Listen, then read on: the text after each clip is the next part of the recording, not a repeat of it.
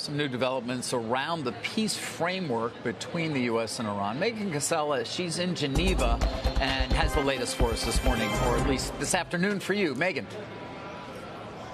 Yes, that's right. Good afternoon. Good morning, David. Day 3 of the G7 summit is now underway, and we are now getting more details on what exactly the U.S. and Iran appear to have already signed in this memorandum of understanding. A version of this 14-point MOU has now been published by Bloomberg, CNN, and some others. And some of the points here tell us a little bit about what's in it. One is an end to the war on all fronts, including in Lebanon. That's something of a sticking point with the Israelis so far not committing to removing their troops from Lebanon. It also agrees the lifting of the blockade as well as the reopening of the Strait of Hormuz.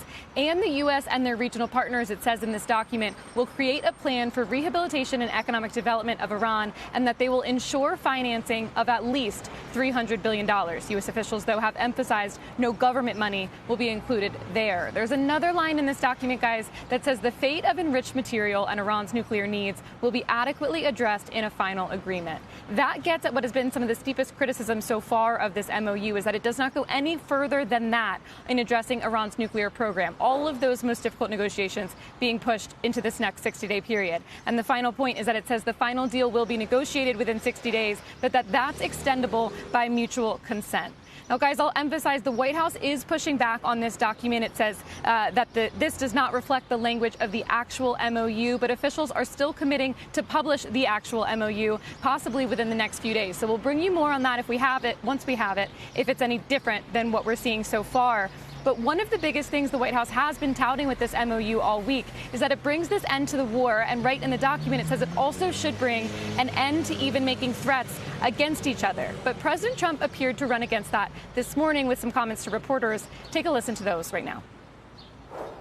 No, it's not final. It's a memorandum of understanding. And if I don't like it, we'll go back to shooting at them, dropping bombs on their head. When do you expect the word? If I don't like it, if they don't behave, we'll go right back to dropping bombs right smack in the middle of their head. Emphasizing there that all of this could still change, guys, through the next negotiating window, and that possibly even inside of that window, the U.S. could return to dropping bombs if they don't like the way the talks are going. Clearly a long way left, guys, till we get a true resolution of this conflict. David? And Megan, we are expecting to have a press conference not long from now as well, correct?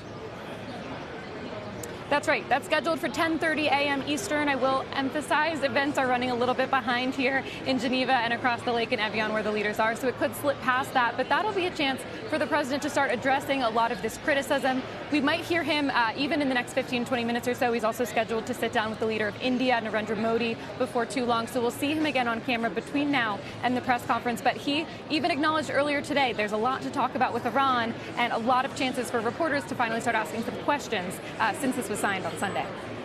Okay. Megan, thank you. Megan Casella in Geneva, of course, covering the G7 for us.